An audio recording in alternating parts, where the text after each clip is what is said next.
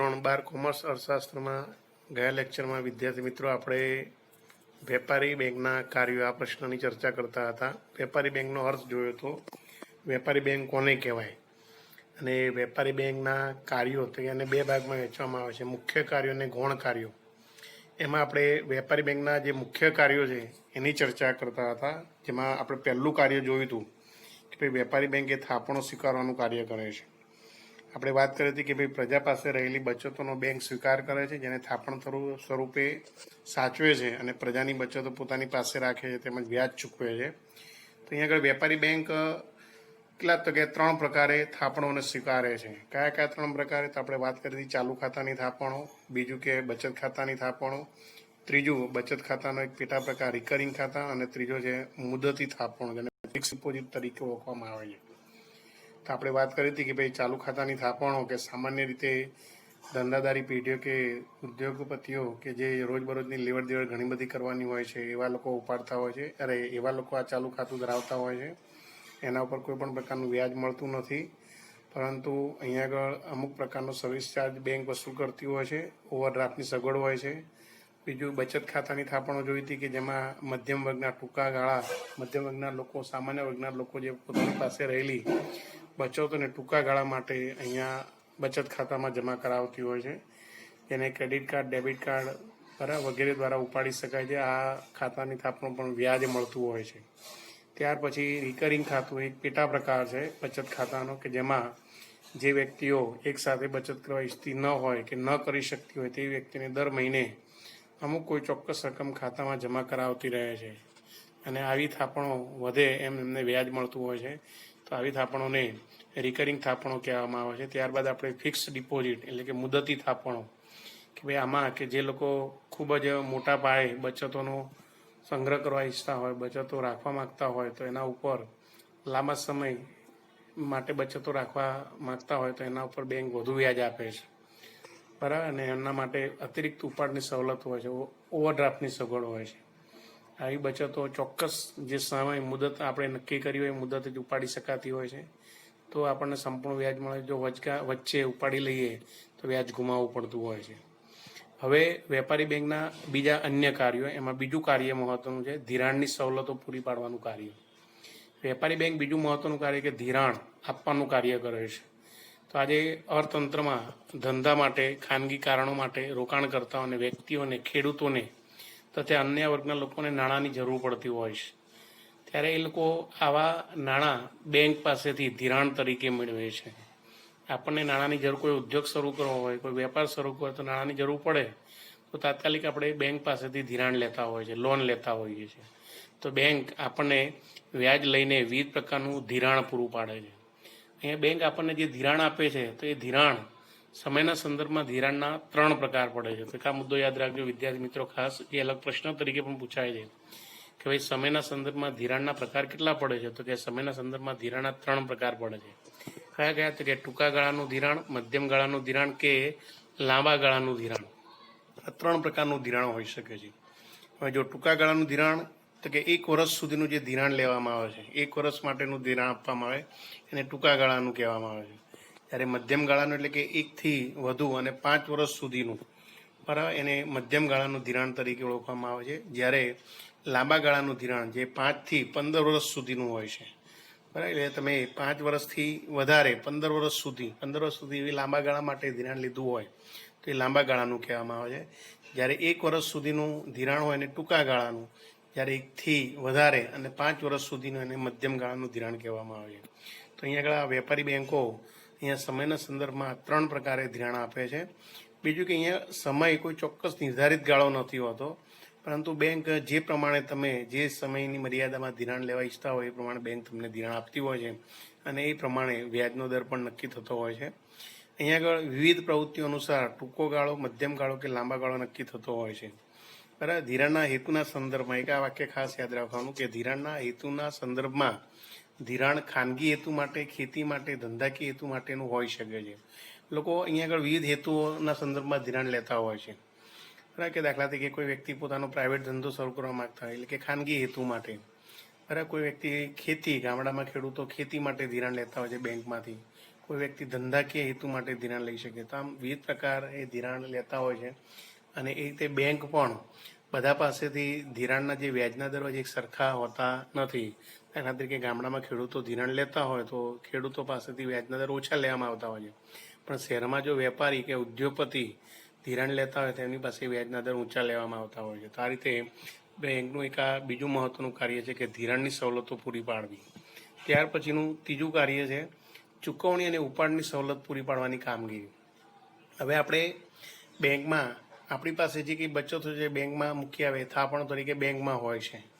પછી આ બેંકની જે પ્રક્રિયા કે ભાઈ લેવડ દેવડ એટલે કે ઉપાડવાની સગવડો પૂરી પાડવાનું કાર્ય કરે છે. ચૂકવણી આપણા વતી લોકો વતી ગ્રાહકો વતી ચૂકવવાની સગવડો પૂરી પાડે છે. તો કે બેંક ગ્રાહકોને સરળતાથી નાણાંની ચૂકવણી અને ઉપાડની સવલત પૂરી પાડે છે. કેવી રીતે? તો કે આપણે બેંકમાંથી નાણાં બરાબર કે ડાયરેક્ટ ઉપાડી શકતા નથી, પરંતુ ચેક, ઉપાડ ચિઠ્ઠી, draft, pay order, debit card, credit card, ATM, internet banking, આજે તમે ઇન્ટરનેટ બેન્કિંગ દ્વારા પણ ડાયરેક્ટ પેમેન્ટ કરી શકો છો. તો આ રીતે બેંક આપણને આ બધી સુવિધાઓ પૂરી પાડે છે કે જેને દ્વારા આપણા વ્યવહારો કેવા તો કે સરળ બનતા હોય છે. બરાબર કે આપણે કોઈને બેંકમાં જવું ન પડે તો બેંકથી આપણે ડાયરેક્ટ એટીએમ મશીન દ્વારા પૈસા ઉપાડી શકીએ છીએ. ઇન્ટરનેટના માધ્યમ કે જે મોબાઈલ ઉપર આપણે જે એપ ડાઉનલોડ કરીએ પેટીએમ કે કર્યું એના દ્વારા આપણે નાણાં પહોંચાડી શકીએ છીએ. તો બેંક આપણા વતી આ ચૂકવણીઓનું કાર્ય કરી આપે છે. તો બેંકની આ બીજી મહત્વની સગવડ છે ચૂકવણી અને ઉપાડની સવલત પૂરી પાડવાની કામગીરી. ત્રીજી કામગીરી છે એના પછી ચોથું કાર્ય બેંકનું શાક સર્જનની કામગીરી. હવે અહીંયા આગળ શાક સર્જન એટલે શું? એક આ મહત્વનો મુદ્દો છે. એક પ્રશ્ન તરીકે પણ પૂછાતો હોય છે, યાદ રાખવાનું કે શાક સર્જન એટલે શું? તો કે શાક સર્જન એટલે અહીંયા આગળ નાણાંનો પુરવઠો નાણાંની માંગને અનુરૂપ રહે, બરાબર, તે માટે બેંકો શાક સર્જનનું કાર્ય કરે છે. અહીંયા અર્થતંત્રમાં નાણાંનો પુરવઠો જળવાઈ રહે, જેટલી નાણાંની માંગ હોય એટલો નાણાંનો પુરવઠો અર્થતંત્રમાં જળવાઈ રહે એટલા માટે બેંક શાક સર્જનની પ્રક્રિયા કરે છે. હવે શાક સર્જન એટલે શું? તો કે બેંકમાં જે થાપણો હોય એ થાપણોને આધારે બેંક અનેક ગણા નાણાંનું સર્જન કરે છે. તેને શાક સર્જન તરીકે ઓળખવામાં આવે છે. ફરી એકવાર એક વ્યાખ્યા તરીકે યાદ રાખવાનું કે ભાઈ બેંકો પાસે જે પ્રાથમિક થાપણો હોય તેમાંથી નવા નાણાંનું સર્જન કરી એટલે કે ધિરાણ કરીને જે નવા નાણાંનું સર્જન કરે છે એ પ્રક્રિયાને શાક સર્જન તરીકે ઓળખવામાં આવે છે. હવે એક આ પ્રશ્ન ખાસ યાદ રાખવાનો, એક અલગ પ્રશ્ન તરીકે 3 ગુણના મુદ્દા તરીકે પણ આ પરીક્ષામાં પૂછાતો હોય છે કે ભાઈ શાક સર્જનની પ્રવૃત્તિ જેમ અર્થતંત્રમાં વધે છે એટલે કે બેંકો વધુને વધુ ધિરાણ આપે, લોકોને લોન આપે, એમ અહીંયા આગળ નાણાંનો પુરવઠો વધે છે. જ્યારે શાક સર્જનની પ્રવૃત્તિ ઘટે ત્યારે નાણાંનો પુરવઠો ઘટતો હોય છે. આજે તમે જો કે બેંકો વધુને વધુ લોકોને ધિરાણ આપે, નાણું આપે તો અર્થતંત્રમાં વધુને વધુ લોકોની પાસે નાણું વહેંચાય છે એટલે નાણાંનો પુરવઠો વધે છે. એટલે શાક સર્જન થયું કહેવામાં આવે છે. તો જે હવે આ શાક સર્જનની પ્રક્રિયા કેવી રીતે થાય છે?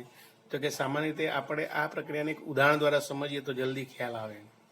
હવે એ ઉદાહરણ તમને અહીંયા નીચે આપ્યું છે, તે બુકમાં પણ તમને ચોપડીમાં એક કોષ્ટક આપેલું છે, એના દ્વારા હું તમને સમજાવું, પછી તમે વાંચીને વ્યવસ્થિત તૈયાર કરી શકશો. કે દાખલા તરીકે અહીંયા આગળ બેંક ABC એ તમને પહેલા કોષ્ટકમાં, બીજા કોષ્ટકમાં થાપણો, ત્રીજામાં રોકડાના મતલબ ચોથામાં નવું ધિરાણ એ રીતે આપ્યું છે.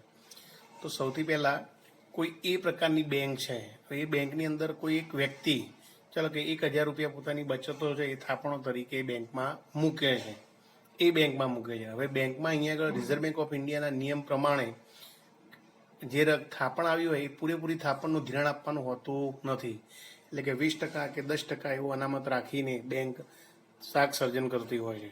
તો અહીંયા આગળ બેંક 1000 રૂપિયાના 20% રોકડ અનામત તરીકે એટલે કે 200 રૂપિયા કાપીને 800 રૂપિયાનું ધિરાણ કરશે. કોઈ વ્યક્તિ ચાલો લોન લેવા કે ધિરાણ લેવા માટે આવ્યો તો કે આ 1000 રૂપિયાનું જે ધિરાણ માગે છે તો એને બેંક આ 20% રોકડ અનામત તરીકે રાખીને એટલે કે 200 રૂપિયા કાપીને 800 રૂપિયાનું ધિરાણ કરશે. આ 800 રૂપિયાનું જે ધિરાણ છે એ બેંક એને ચેક આપશે, ડાયરેક્ટ રોકડા આપતી નથી. તો 800 રૂપિયાનું જે ચેક મળશે એ વ્યક્તિ આ બીજી બી બેંકમાં જમા કરાવશે. એટલે બી બેંકમાં 800 રૂપિયા થાપણ તરીકે આવશે. સમજ્યા? 800 રૂપિયા બી બેંકમાં 800 રૂપિયા થાપણ તરીકે આવશે. હવે આ 800 રૂપિયાનું બી બેંકમાં એક થાપણ તરીકે આવી, જે વ્યુત્પન્ન થાપણો તરીકે ઓળખાય છે. હવે 800 રૂપિયા જે થાપણો છે એ થાપણોને આધારે આ બીજી બેંક પણ 20% અનામત રાખીને, બરાબર, એટલે કે 160 રૂપિયા, 820% અનામત એટલે 160 રૂપિયા કાપીને 640 રૂપિયાનું કોઈ બીજી વ્યક્તિને ધિરાણ આપશે. એટલે આ 640નો ચેક એ બીજી વ્યક્તિને ધિરાણ તરીકે આપશે. એટલે જે બીજી વ્યક્તિ છે એ સી બેંકમાં જમા કરાવશે ચેક પોતાના ખાતામાં. એટલે સી બેંકમાં અહીંયા આગળ 640 રૂપિયા ફરીથી પ્રાથમિક થાપણો તરીકે આવી. તો આ સી બેંક એ પણ 20% અનામત રાખીને, એટલે કે 640ના 20% એટલે 128 રૂપિયા એ કાપીને બાકીના કેટલા તો કે 512 રૂપિયાનું ધિરાણ કોઈ અન્ય ત્રીજી વ્યક્તિને આપશે. તો આ રીતે બેંક વારાફરતી શાક સર્જનની પ્રક્રિયા કરે છે, બરાબર. તો અહીંયા આગળ જ્યાં સુધી આ જે પ્રાથમિક થાપણો 1000 રૂપિયા છે એ થાપણો શૂન્ય ન થાય ત્યાં સુધી બેંકો બરાબર કે ધિરાણ આપવાની પ્રક્રિયા ચાલુ રાખે છે. તો આમ અહીંયા આગળ વેપારી બેંક 1000ની જે પ્રાથમિક થાપણો છે એના આધારે અર્થતંત્રમાં 5000 સુધીનું, જો અહીંયા આગળ આપીએ 5000 સુધીનું શાક સર્જન કરી શકે છે, બરાબર. તો આ રીતે 1000 રૂપિયા આપણે જે બચત તરીકે બેંકમાં થાપણ તરીકે મૂક્યા એ 1000 રૂપિયાનું બેંક અર્થતંત્રમાં 5000 રૂપિયા જેટલું નાણું સર્જી શકે છે. તો આ રીતે આ બેંક નાણાંના પુરવઠામાં વધારો કરે છે. આ પ્રક્રિયાને શાક સર્જન તરીકે ઓળખવામાં આવે છે. અહીંયા આગળ શાક સર્જનનું એક સૂત્ર આપ્યું છે તમને, જો કે આ રીતે શાક સર્જન થતું હોય છે. એનું સૂત્ર આપ્યું છે કે શાક સર્જન બરાબર પ્રાથમિક થાપણ ગુણ્યા 1/, રોકડ અનામતનું પ્રમાણ. વિદ્યાર્થી મિત્રો, આ સૂત્રમાં તમને ખ્યાલ ના આવે તો આ સૂત્રમાં તમે કે દાખલા તરીકે આપણે પ્રાથમિક થાપણ અહીંયા કેટલી લીધી તો કે 1000 રૂપિયા ગુણ્યા 1/, રોકડ અનામતનું પ્રમાણ કેટલું લીધું કે આપણે 20%, તો કે 20/, એટલે કે ઉપર 100 લેવાના, નીચે 20. આ રીતે થાય. એનો સૂત્ર પ્રમાણે ગણો તો અહીંયા શાક સર્જન 5000 રૂપિયા થશે, બરાબર કે 1000ના 5000 જેટલું અહીંયા આગળ શાક સર્જન થતું હોય છે. તો આ રીતે અહીંયા આગળ વેપારી બેંકો પ્રાથમિક થાપણોને આધારે અનેક ઘણા નવા નાણાંનું સર્જન કરે છે, નવા નાણાંનો પુરવઠો રજૂ કરે છે. આ પ્રક્રિયાને શાક સર્જન તરીકે ઓળખવામાં આવે છે.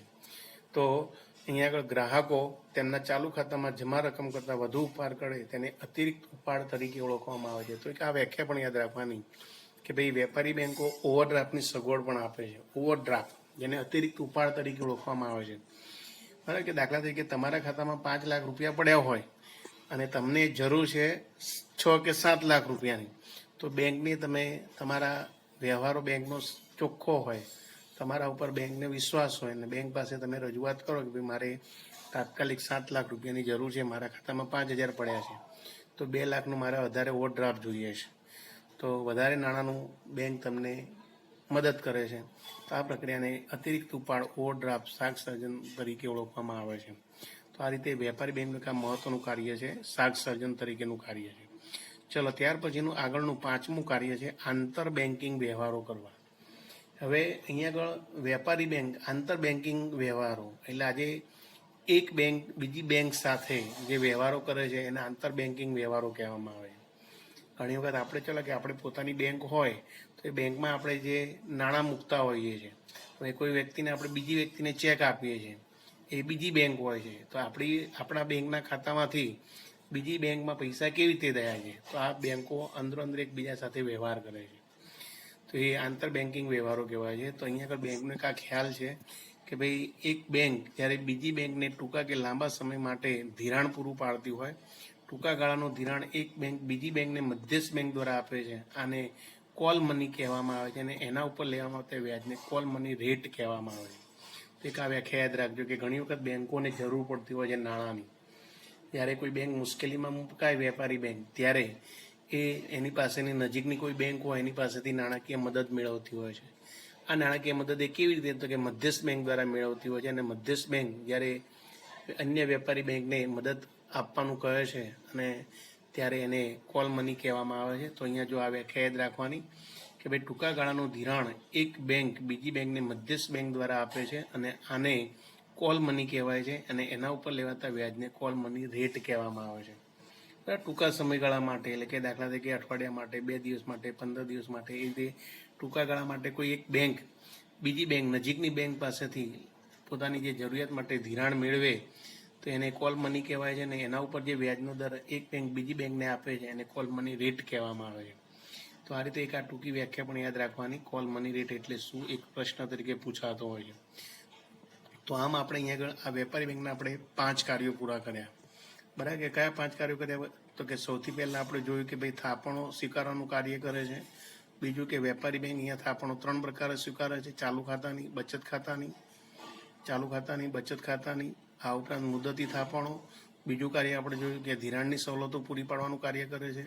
ત્રીજું કાર્ય ચૂકવણી અને ઉપાડની સવલતો પૂરી પાડવાની કામગીરી. ચોથું શાક સર્જનની કામગીરી, એ શાક સર્જનની પ્રક્રિયા આપણે સમજાઈ. ત્યાર પછી અહીંયા આગળ બીજું કાર્ય છે કે ભાઈ આંતર બેન્કિંગ વ્યવહારો કરવાનું કાર્ય કરે છે. તો આ વેપારી બેંકના તમને આ મુખ્ય કાર્યો કીધા હતા, 5 કાર્યો સમજાવવા પડે.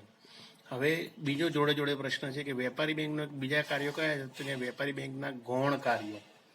તો અહીંયા આગળ તમને અલગ પ્રશ્ન તરીકે પરીક્ષામાં 2 થી 3 ગુણમાં પૂછી શકાય કે ભાઈ વેપારી બેંકના ગૌણ કાર્યો સમજાવો. તો વેપારી બેંકના ગૌણ કાર્યો કીધા તો કયા કયા? તો કે વેપારી બેંકના ગૌણ કાર્યો અહીંયા આગળ 2 કાર્યો છે: ગ્રાહકોના એજન્ટ તરીકે, બરાબર, અને એક બીજું કયું કાર્ય છે? તો કે બદલાતા સમય સાથે આધુનિક સેવાઓ પૂરી પાડવાનું કાર્ય કરે છે.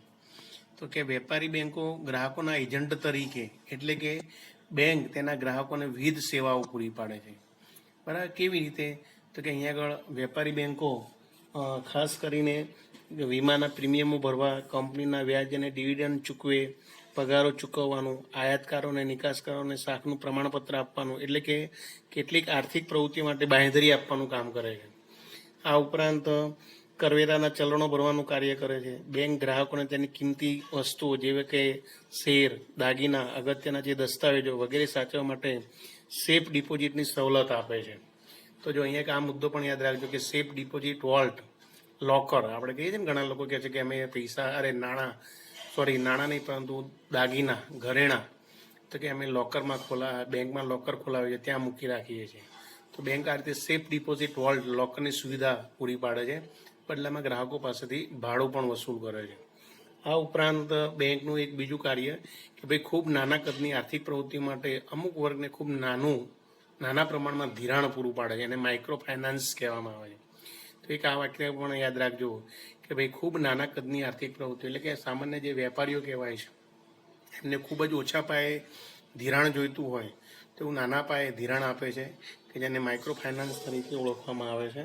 તો આ રીતે બેંક આ બધી સુવિધાઓ, આ ઉપરાંત બેંક ડ્રાફ્ટ અથવા તો કે પે ઓર્ડરની સુવિધા પણ પૂરી પાડે છે, પૂરી પાડે છે.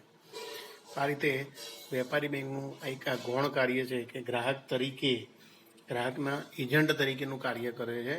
બીજું કાર્ય છે બદલાતા સમય સાથે આધુનિક સેવાઓ પૂરી પાડવાનું કાર્ય કરે છે.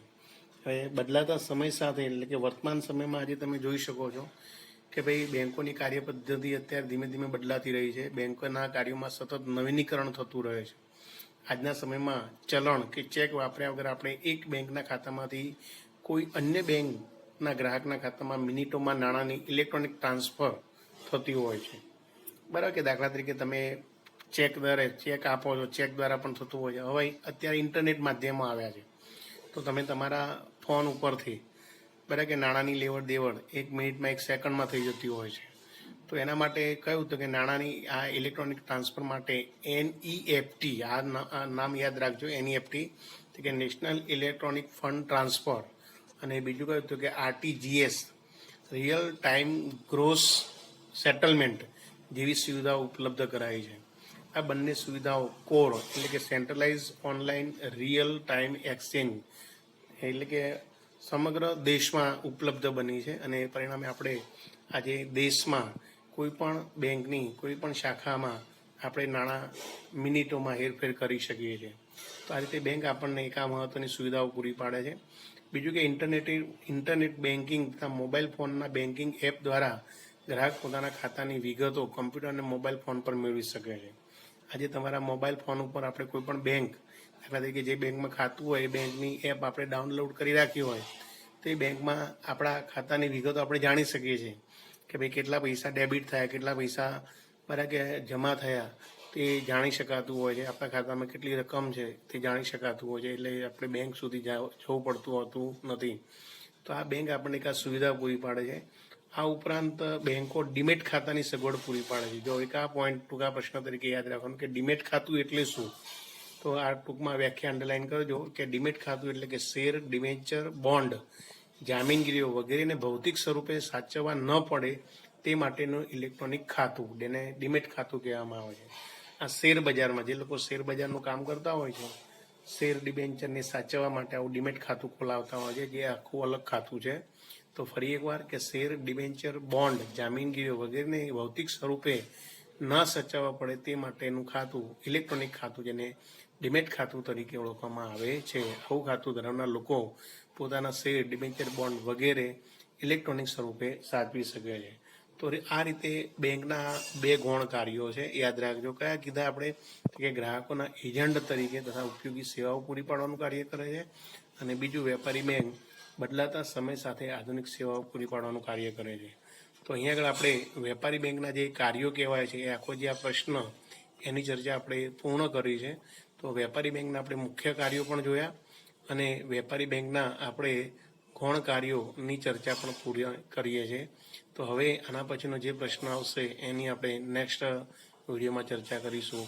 તો આટલા સુધીનો જે જવાબ છે એ સવાલનો જવાબ લખી નાખવાનો અને મોઢે કરી જો દરેક વિદ્યાર્થી મિત્રોએ. આ ખૂબ જ મહત્વનો સવાલ છે. વેપારી બેંકના મુખ્ય કાર્યો અને વેપારી બેંકના ગૌણ કાર્યો સમજાય એ રીતે આ પ્રશ્ન તૈયાર કરો. ઓકે.